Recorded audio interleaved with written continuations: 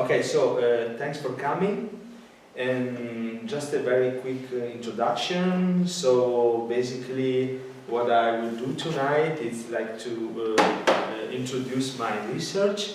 I'm starting now my PhD in Johannesburg in South Africa, and it's going to be PhD in practice. This means 50% theory, 50% studio practice. It's a new challenge for me, so I don't know what's going to happen, but I'm really happy about it. And so they select me with this project about the crisis of masculinity. And of course, I'm not a sociologist. I really like to highlight this aspect because I didn't study gender study, I didn't study anthropology or sociology, so I'm still a visual artist. It is very important to underline. It's really important also to underline that artistic research right now is still a very discussed topic, and it's not really clear what it's about, and so it's something that it's a work in progress. I mean, for sure, US and England, they have much more tradition about this field, but in other countries, it's really at the very beginning. So it's, I don't want to make, of course, a conversation about what is artistic research, but for me, it's really an attempt to put a certain kind of theory into a visual display, but it doesn't have to be like some theory that you put on a visual art, on a visual display, but it has to be more something that, two things that support each other. So I guess that it's important to have a theoretical background and with a good visual display, but on the other hand, you don't have to put just some theory on top. I think it's really a wrong procedure. So basically I realized that I was working on a certain topic, but this topic came out from the work itself. So then afterward I decided, okay, this can be really the core of my research. So I'm basically mainly working with installation and performance. And installation and performance, the sense that the performance is activating the installation itself. And I just show you some images so you can understand what I'm talking about. So quality is not so good, but it's fine. So yeah, this was a solo show in Kunstraum Aarau. And as you can see, yeah, there is a set of sculpture, installation, and curtain print. And what I'm really interested is in this kind of body fragment, body part, interaction with several kind of material that could be like concrete. In this case, it's concrete and pillow, or wood and pillow, metal and pillow. In this relationship really between material, softness, hardness, and different kind of texture. This is a video with a special ceramic foot made like this. I can say, yeah, it's actually a foot of a dragon made of ceramic. So it's these are the, you cannot really see it now, but it's a print with anal bead and dystopian weapon. And yeah, these are objects made in ceramic.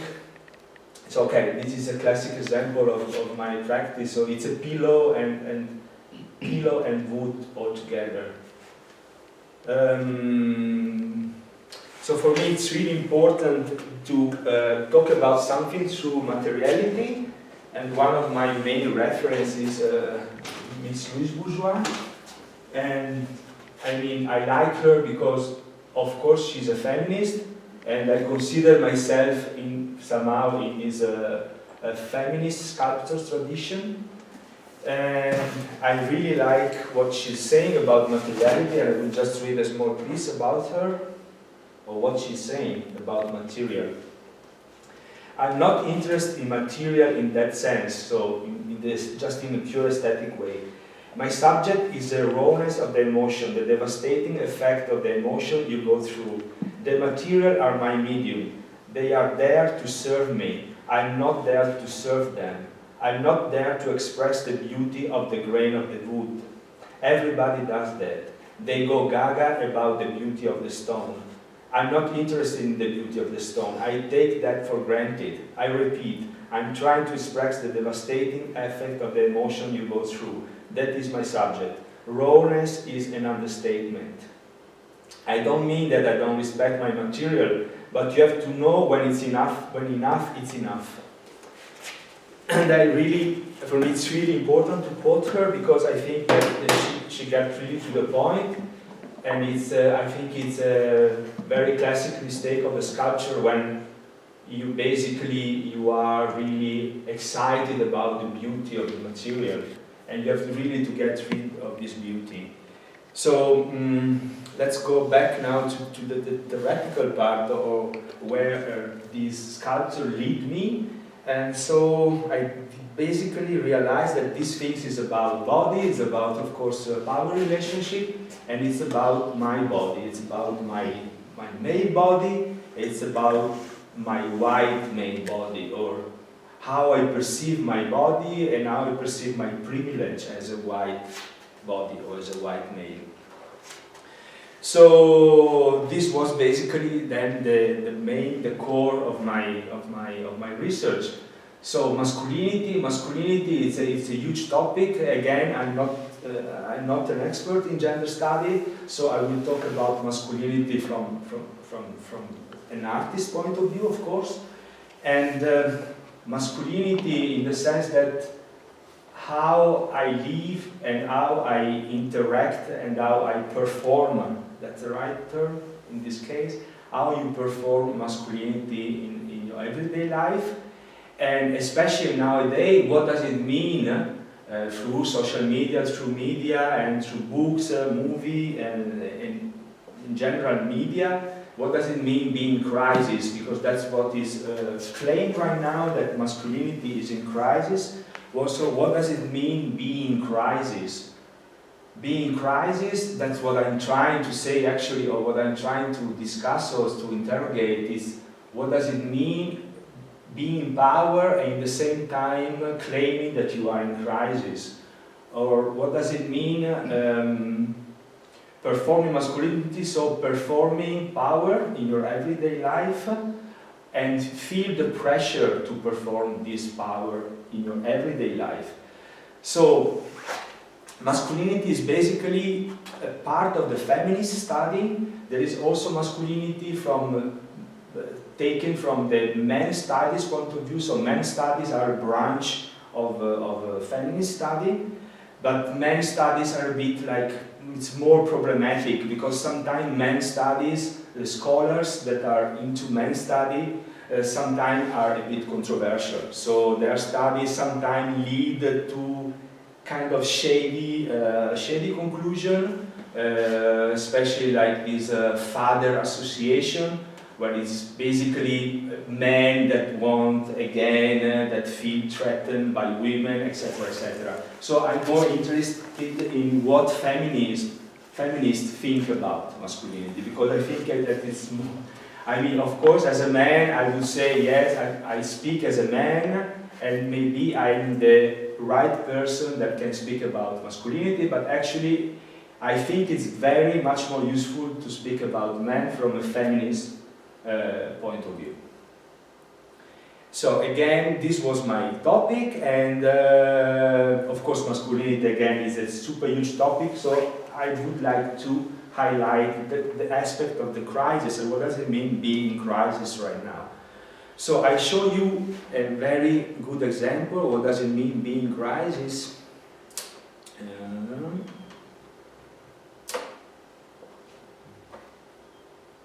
So it was really cool for me that in these days Gillette released the new advertising, the 2019 advertising. It was really perfect for me because so I know what I can talk about today. This was the most disliked video in YouTube ever, I guess. So what this video triggered is really a full hatred by email all around the world. And now you will see, I mean, the video, the advertising is basically, I mean, we can discuss about this advertising a lot. But what is more interesting to me is the reaction of the people, what people wrote about this advertising. Okay, so I show you the video and then we can say something about it. I hope it's working.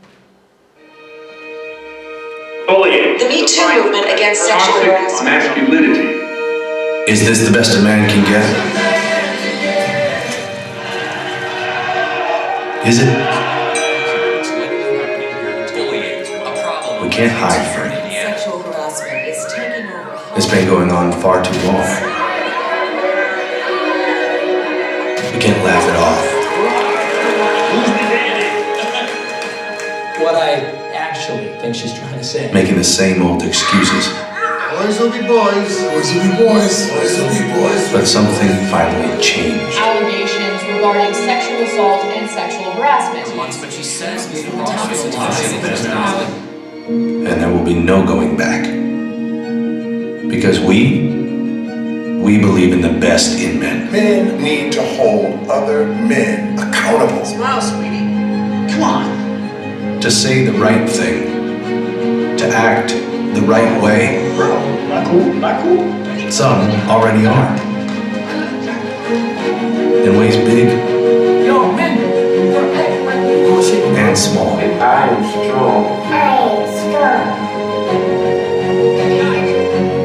But some is not enough. so how we treat each other, okay?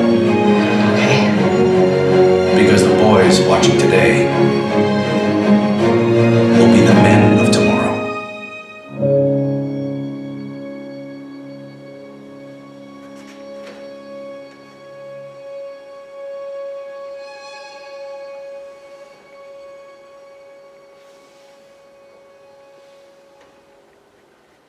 Okay, so don't talk about the style of the video, the style of the advertising, and what is also behind, because we are talking about Procter and Gamble, so it's a super huge multinational that was sued at different time for exploiting children, labor, child labor. So we are not talking about good guys here, by the way. So, but I don't want to go into these things. I'm more interested in the message, let's say. And from my point of view, I guess that the message is not bad, and it's not blaming all men to be toxic. It's just pointing that some men are toxic, and I think that after the two campaign, this is like something somehow good. But what is really unbelievable is it's how the men react to this, and the men react the man. Okay, don't say the man, but the majority or vast majority of men react really bad. And because again, what is the feeling right now, the perception from a vast majority of men that they are under threat. They are living under threat. There is something that is putting under threat their privilege. And so, what is this crisis? I mean, now we will read some comments because I think they are really interesting to read. And then I also divide this comment in different categories like conspiracy, feminist dictatorship, misogyny, soy boy, and whatever else. You know what is a soy boy? Mm-hmm. Okay, so now, of course, it's most of them are comments from US. But I think this, so a soy boy is a modern and feminine male, typically a millennial, a self-described feminist leftist who major in social justice study, gender study, ethnic study. Of course, they are making fun of it. Theater, dance, or any other range of useless college degree field. shows fear and revulsion at the sight of masculine men. Usually appear in public wearing flannel, skinny jeans, often a short length to resemble capri pants.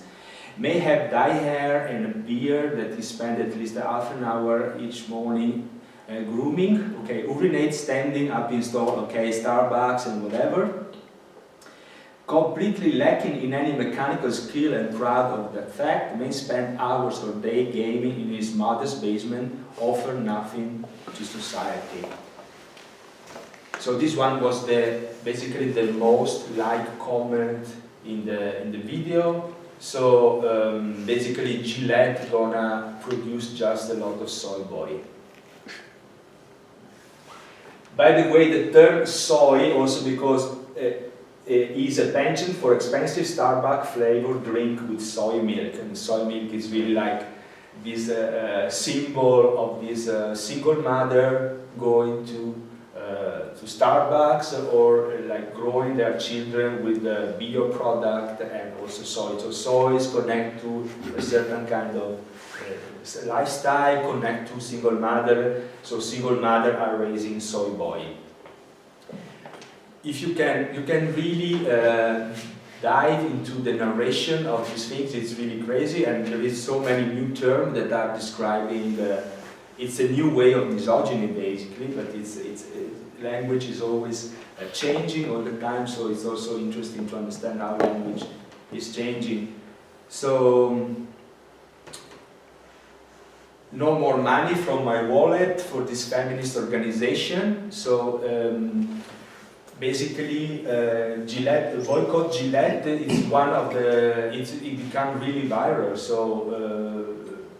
Gillette is facing a big disaster after this spot. That's a reality. So men are really saying, we are not buying Gillette anymore. I mean, not everybody. But I don't know what was then the idea behind this spot, if they wanted, like, of course, if they did do, it was somehow to sell product to a certain part of male who are interested in this aspect of their masculinity, but for sure, and that's what the video confirmed, that the majority of male are totally against a reflection about what it is hyper-masculinity or toxic masculinity. Then there is, of course, all the conspiracy theory. So well played YouTube deleting dislikes so people can see how man is being criminalized with no reason. Boys, it's time to grow our beards. It was a comment from a soy boy. Yeah, exactly. Gillette help us build the boys of today into the cocks of tomorrow. You know what is a cock? Yeah. Okay. No. So explain what is a cock. It's like a hen, a house hen, like... A cock, a man who let his wife or girlfriend have sex with other men. Ah, no. Often the man lets her do whatever she wants and treat him like shit. Okay, so there is the cock, and then there is the cuckold. And cuckold is also very interesting because it was the most viewed category in porn ever seen in the last year. And cuckold is basically a man, white male most of the time, watching his wife fucking with a black guy. And most of the time also cleaning his sperm after the ejaculation. So, and this is very interesting category because it shows the fragility of the white male, but also as all other exotic relationship, the attraction and the disgust feeling in the same time. So disgust by the black male, but in the other time excited by seeing his woman fuck with the black male. Okay, so denial. I'm 45 years old. No man I ever known in my life has ever treated a woman this way. Ridiculous. Misogyny. Let's say there is so many. So just like my wife boyfriend thinks Nikki from Gillette New Communication Team is amazing. So this is like making fun of this effeminate creative industry. where basically all men there are just like creative boys, are again, it's a way of emasculating. So what these men are trying to do, and this is the worst thing that they can say to another man, is that you look like a girl, basically, or you are effeminate, you are feminine. This is the biggest fear of. This is basically the biggest fear that men are facing right now, but not just right now. Since I would say after the Industrial Revolution, when men start to experience unemployment. So let's say that these things start basically with unemployment. If we have to set in the history a moment where masculinity claimed to be in crisis, is after the Industrial Revolution. And after that is just crisis after crisis, crisis after crisis. So the concept of crisis itself is very interesting, because crisis itself is a mechanism to reinvent yourself.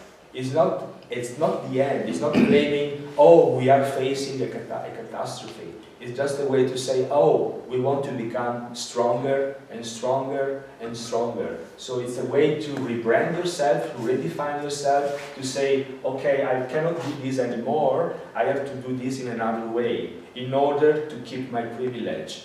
Otherwise, I will lose this privilege. But when you say you are in crisis, you are also mourning, you are also crying. You say, oh, fuck, I'm in crisis. I have to do something, and I'm under threat. And all this process to be under threat lead then to violence. Because when you are threatened, then you feel that you have to react. Also, if your perception of the threat is completely fake, you have somehow to react. And Hannah Arendt used to say a very nice sentence that I don't remember, but it's really about power and violence, and when power becomes violence.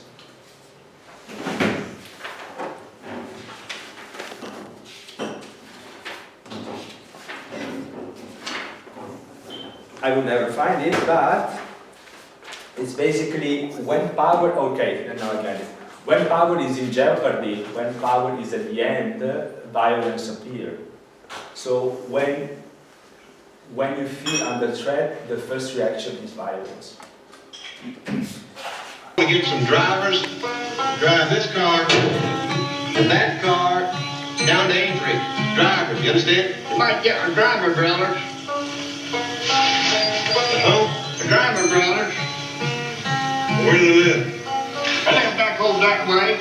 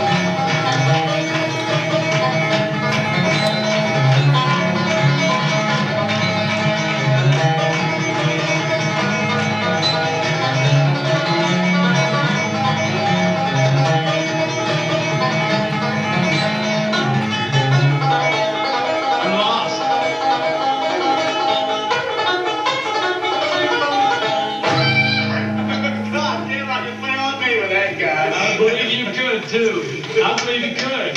That's good. Yeah, very good. God damn, you play a mean Billy Joe. Hey, So it's full of metaphor, of course. It's fully metaphorically. So this gaze between this deformed young, poor white trash boy and the guy from the city. Then I didn't mention that the guy from the city, actually the four protagonists, two of them are already a bit sporty, a bit fit, and two of them are a bit overweight. So again, also within this urban masculinity, you can see this difference. So the guy working the office and the other one trying to get rid of this lazy life in the city, trying to make sport and everything. And this is so clear how they marginalize these male from the countryside. They are all deformed, they are almost like not even able to talk. But then what happened during the movie is actually these people are basically separating from civilization and trying to experience a regression. And this experiencing the regression is part of the rebirth of masculinity. So this is a classic metaphor for the masculinity crisis. Masculinity crisis within let's say, a technological civilization. So masculinity has always this urgency to go back to the primitive, to go back to a place where you can again perform the real man. You can perform it when basically there is no technology. If there is technology, then also women can play the game. And this is not what they want. So they want an environment when they can play the real man. So no technology. Technology is actually one of the reasons why they want the end of the world, the apocalypse. So the end of the world, it's only about imagination. So it's about imagination, it's about making up fantasy about the end of the world, and then it's trying to experiencing survivalism. So doomsday prepper, you know what is a doomsday prepper? Doomsday prepper it's basically a TV series about people who are preparing for the apocalypse. People who are storing food in the bunker, etc. It's a famous American TV series, and I did an exhibition about it. I wrote this is a project where I wrote an article about doomsday prepping. And doomsday prepper, it's all about preparing for the apocalypse. So it's a series, so we have people who are basically acting the preppers in the TV, and then there are people who are watching the series. So we have this interaction between people sitting in their sofa and dreaming about the end of the world, and then we have fictional characters in the program that are acting like prepper. They are actually prepper, but they have somehow to exaggerate their preparedness, basically. So what is really interesting, it's all about imagination. It's imagining the end of the world allows male to feel relief from the threat of a feminized society.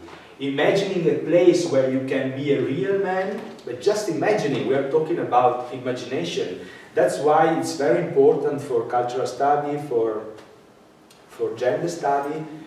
All these scholars are always about analyzing a book, analyzing a movie, analyzing a novel, analyzing a TV series, because it's where you can understand how culture is developing and how stereotypes are developing.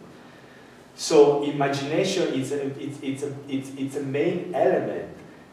Of course, then how this imagination, imagining a dystopian scenario where you can perform masculinity, affect everyday life. Of course, these things affect very much everyday life, because apocalypse is pretty much used in the political speech.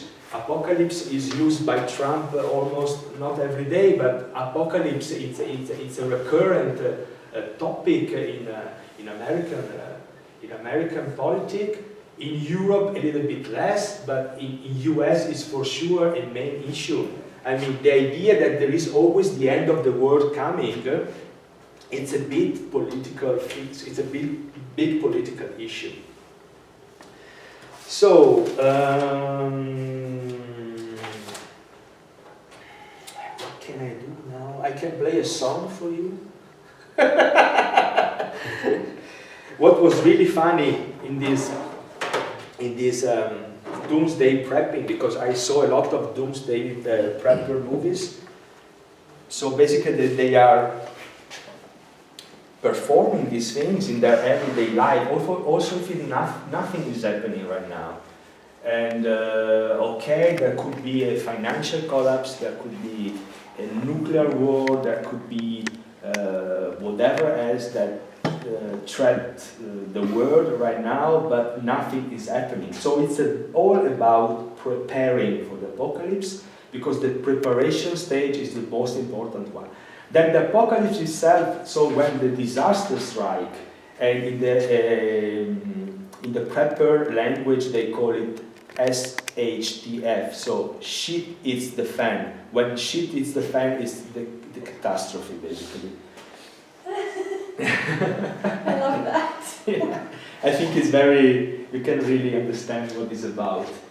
And then there is the post-apocalypse. So all these stages are pretty much important, but what is more important for all this narrative of the apocalypse is the post-apocalypse stage. So after the disaster strikes, what do we do? And what we do is basically, what do we do without technology? What do we do without electricity? What do we do without transportation, without petrol, or what we do without civilization? But what is important to understand that civilization is not just electricity. Civilization means civil right. So civil right is also civilization.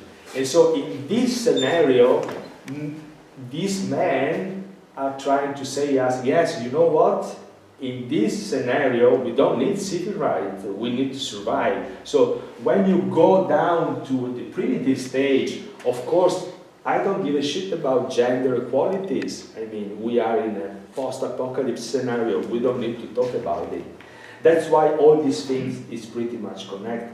And I'm not just talking about right-wing discourse, these things affect leftists as well. This is very interesting because going back to nature, this narrative of discovering your inner self or discovering your authentic self, it's all part of the same bedrock, of the same concept. This belief that there is something to discover within us. Underneath, we have a real nature. This is, to me, at least totally bullshit. But why is totally bullshit? Because these things lead to a lot of very bad consequences. Feeling, for example, as a male, that you are, apart from everything, you have a core when you are a male, this leads to a lot of very bad consequences, I would say. Because then you're talking about biological determinism. You are born as a male, then civilization corrupt your behavior, corrupt your true self somehow, and then you have to rediscover your true self. And of course, this narrative of the crisis is all about rediscovering your authentic male that you have inside. But this process is working as well with yoga. When you are really into yoga, it's okay, you have to rediscover your authentic self. And of course, talking about authenticity in a postmodern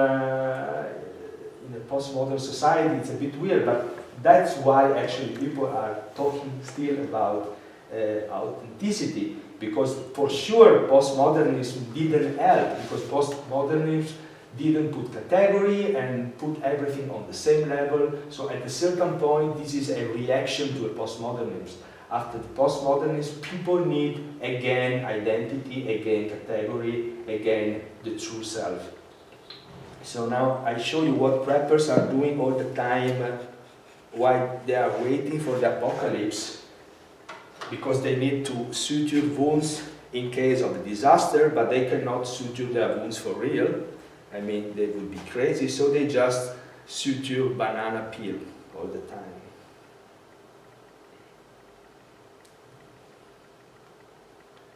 And they just do this and they say, okay, we are preparing for the apocalypse.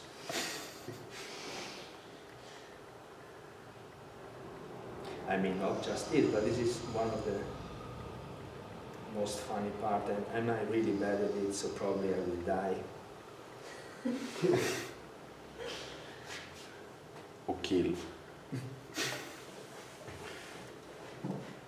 Voila. This is just an example of what preppers are doing. Another very, very funny things, and then we can stop.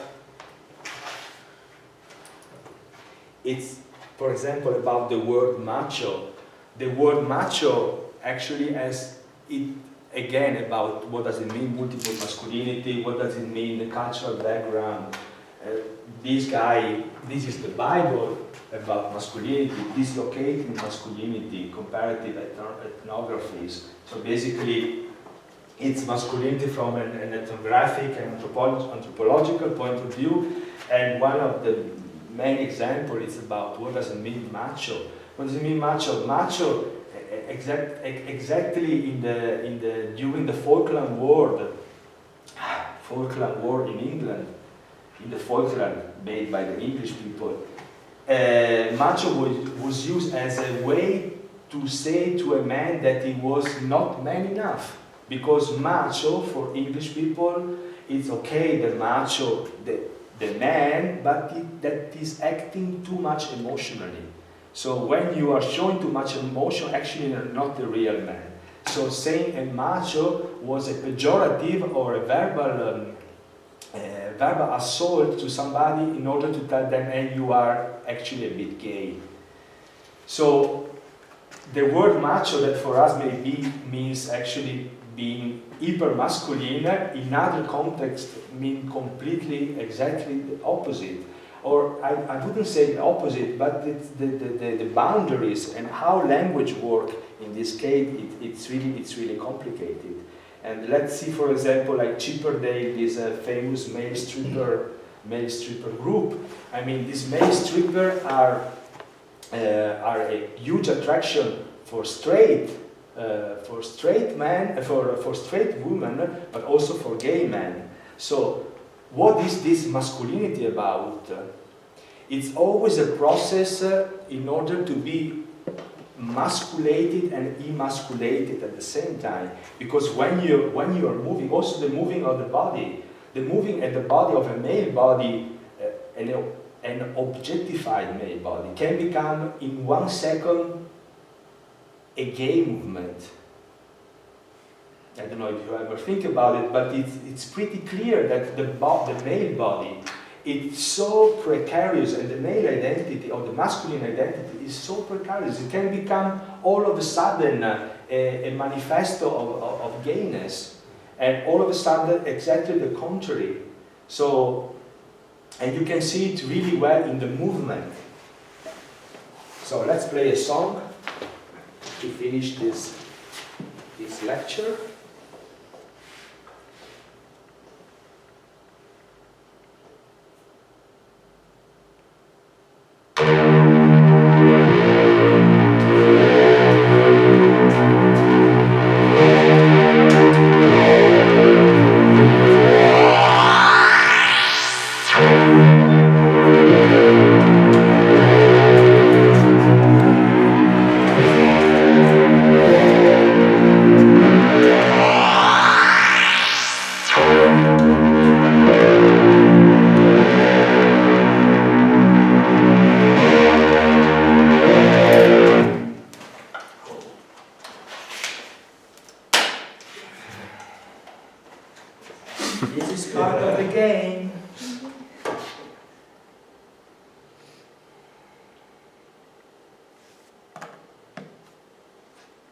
then definitely you have to make a cutting.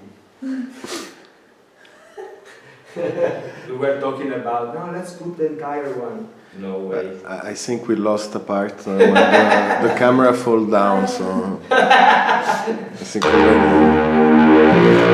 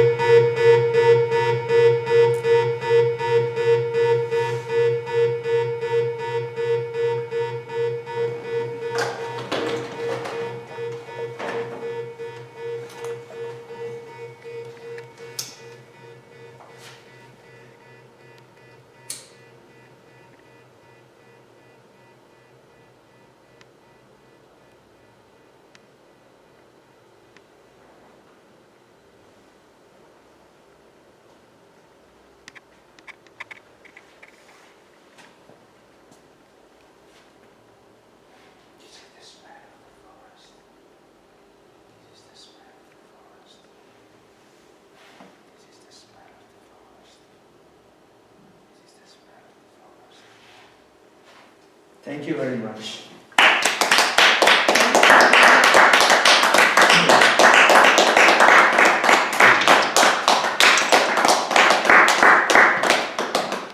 Thank you. Thank you. Thank you. Just an idea or Sorry? Have you seen Survival Lily on YouTube? No. It's a woman Yes. from Austria. She's Yeah. quite crazy.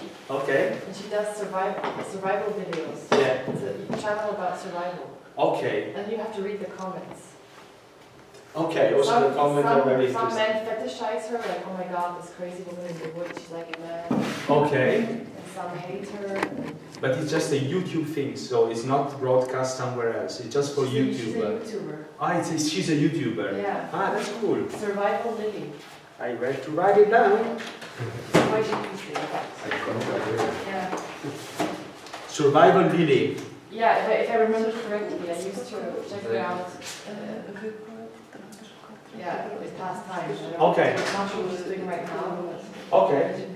I had to think about her when I heard her lecture. But most of the comments, Most of the most of comment. the reactions I But find. there is also this genre in these erotic photos that the women are having guns and posing to be like in this post-apocalyptic environment, Yeah. like on the jeep, on the big trucks, on the Yeah. big wheels with the bazooka and stuff like that. But also, It's like I found it really interesting about this cook-out thing because I know this word cook, but as I refer it to the term as a guy who is serving a woman, who is making the laundry, who is Sure, cleaning. sure. But then you put it in more into this pornography context. And this pornography field is really something that for me is maybe because of still persisting taboo, is some kind like a plateau of maybe also theoreticizing some aspects, like you said about this situation when this guy is watching, this white guy is watching a black man having sex with his wife. Yeah. And it's also really complex, I think, also in this erotic field. Then when we put Freud in it as well, it's revealing a lot. Yeah, sure. I don't know. But it was a really nice lecture. I really enjoyed it. Okay, thank you very much. Like 5 pages full, like. Oh, really? Wow. Now, what is really difficult now for me is to put all this thing together, because of course now I was like touching a lot of topic, and for a research, of course, is too broad.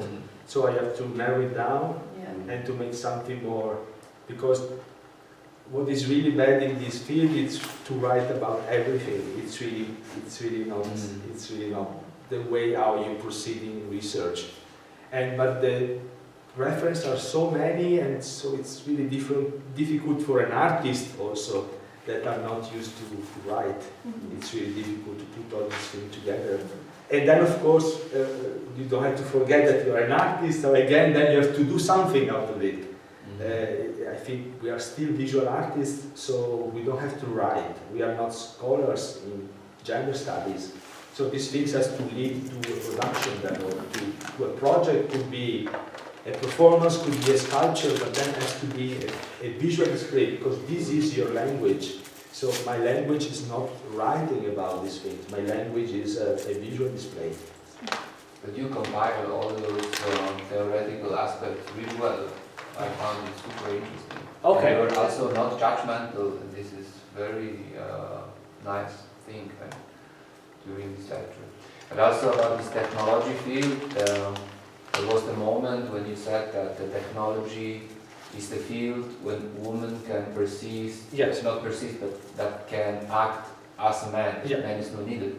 But actually there is still this whole gaming scene that are trying so hard to exclude all women from the circle, from the inner circle. But also from the between the information, the IT technology, this is mostly occupied by the guys, I would say. Yeah, that's true. You're really right. There are female But YouTubers who game. sorry? There are lots of female YouTubers. Yeah, but then check the comments. It's really a massive attack. Yeah. I would say that this phase was not really precise what I said, because I think that it's such a huge topic, and actually Valley, what is this place in California? Silicon Valley. Yeah, Silicon Valley is perceived as the new center of gay people, you know, from the really alt-right people. Silicon Valley masculinity is considered the worst ever. So if you are there, it means that you are not a real man. That's what I was saying. Of course, you're right. Gaming, especially, is a very male field. Yes, for sure. And actually, technology is pretty weird because if you read irony strip comic from the 50s, the guy was depicted as the one who were always reading the newspaper, and the woman was doing like household. These things completely changed. And now, if you read the newspaper, you're not a good man. And if you are too much in technology, it means that you're not good to act like a real man. So these things change a lot. And now, at that time, reading a newspaper, it was really a man thing. And now in the right-wing discourse, you are reading too much. It's like you're too much. Yeah, exactly. But it's also. Sorry. Come on. Yeah, it seems like I like that. It seems like because you made this comment when people have no time to think, there's no time for gender discourse. Exactly. So basically, this like ultra male image only happens when people can't think, which is pretty sad. They can act. They can only act. It's only like handiwork. Yeah, exactly. Handiwork. Boom, boom, a nail, a hammer. Boom, boom, boom. Exactly. But there's no time to actually think. Think is good just if it's about solving problem. So water is not working today. Oh, let's find a solution. Yeah. And then women are not able to do that because they are not practical. Again, this idea that women are not practical. So we can fix things. I can find a solution, but I'm not reading a novel. I'm not informing myself. It's more like not reflecting on a deeper matter. Exactly. I'm making, of course, this is an exaggeration. And this imagining this situation allowed me to feel better. Oh, in this case, I will be good enough. Because now, I'm not considered good anymore. And this is very funny because this is a magazine from China, and the first page is masculinity issue. So it's not something that is regarding just US or Europe. It's a big issue also in Asia. And what they are doing right now here is trying to put male in better condition because they realize that girls are better at school. They have always been. It's a national issue right now because they say, what is happened? Our male are not male enough anymore, and they are overcome by women. So they call it masculinity issue, but not in a progressive way, in a conservative way. Let's go back where male were better than women, because this is a problem. When women are doing better, this is a problem, and this is crazy. Why it's a problem? But women are not even doing better yet. There's still so much to do. Yes. I mean, what is a threat? Yeah. We have been threatened for years and years. Yeah, sure. And now men are a little bit threatened, and they call it a threat. No, it's not even a little bit a threat. It's just a perception of the threat. It's the perception. Yeah, it's just a perception. It's not an actual threat. No, it's not an actual threat. And if they are reacting through Viagra or a high suicide rate, it doesn't mean that there is a threat. You know, it's like with the immigration issue. If you perceive that there is too much immigrant, doesn't mean that there is too much immigrant. Actually, there is not. It's the same things. But we cannot neglect that the perception of the threat is affecting reality also. This is important to understand. But also that it's just a perception. It might have something to do with this evoking the apocalypse. Yeah. It's like building the threat as a strategy. Compared to Foucault, and it's like trying to put people in a constant threat to control them. Not by some, like, I would say, groups of other people, but by the system of capitalism. It could have, it's also interfering. And also for me quite shocking was because in Poland to defend not the PhD, but the master degree even, you have to write a thesis, which will consist of 100 pages of the theoretical research, which is quite 100 pages? Yeah, it's quite nice. For a master thesis to defend it. You can...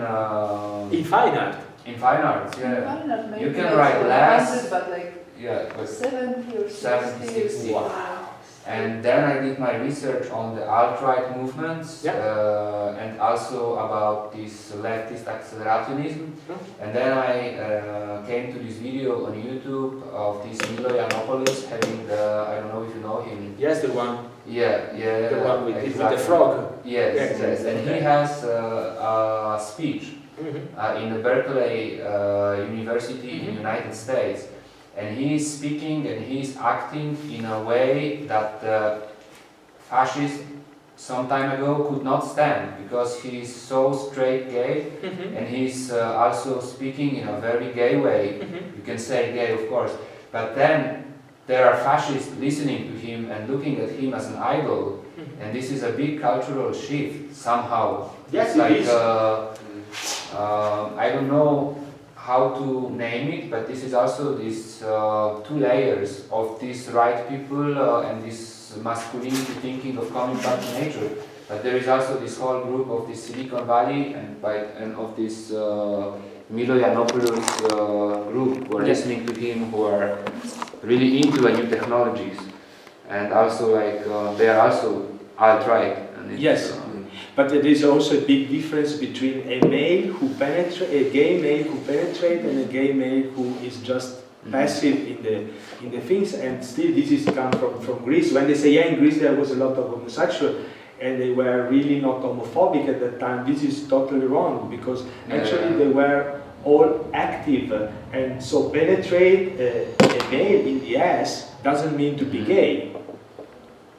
Because it's the action itself that defines. And being emasculate or being feminized means being passive.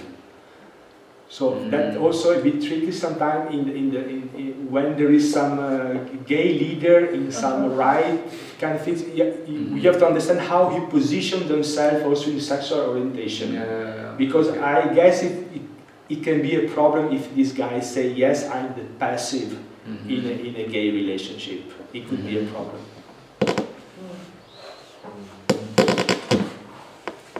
But I mean, because it's becoming really complicated. It's becoming really complicated also to talk about it sometimes. It's not black and white, and that's really complicated. And for me, it's also complicated the gender issue. And I was really thinking about it today, because now Tinder put 37 gender identity. 37. So 37 gender. You choose from that many. I mean, it's really crazy, no? Just putting categories. I think on one hand, it's a way to understand the complexity of reality, and on the other hand, it's also creating problems from less educated people in order to understand what is going on. Because a lot of people then are also confused. So, it's a very complicated thing. But I also think it's interesting to think about masculinity in regards to I'll call it mentally challenged people. Like, topics as autism, ADHD. The word Zappel-Philipp is a male thing. There's no Zappel-Maria or Zappel-Eva. It's only Zappel-Philipp. Okay. And also, like, with autism, most women that have autism only are diagnosed when they're 50, or in their 30s or 50s or something, because autism, the symptoms are only known in I just posted this thing on Facebook a few weeks ago. A lot of women are not diagnosed until their 20s or 30s or even beyond. A large part of this is because the way that we diagnose autism is by using criteria that were created by observing boys. Because there is not enough money put in the medical research for women. Autism looks different in girls and women than it does in boys. It looks different. It appears differently. It appears really different. The symptoms are completely different. Lots of women are autistic, but one just doesn't see it because women are more emotional, so they can kind of hide it better. They're more socially engaging than men are. From a basic, and that's why it's not discoverable. That I find interesting too when it comes to masculinity. Yeah, sure. It's about money involved in the research. And that's where history catches up, because that research was made years ago. And we based our current research on the old research, which was only made with boys. Yes, sure. Not girls. But that's also about the peers, the the abortion pills for men, Yeah. nobody is putting money on this because fertility and erection and sexual performance is too much connected right now. Yeah. So the pills for men, there is nobody putting money on the pills for men. Right. I mean, because it's a sacred issue, you cannot touch it. So it's better than girl have issue with the pills, taking hormone and getting sick, it doesn't matter, but don't touch the man.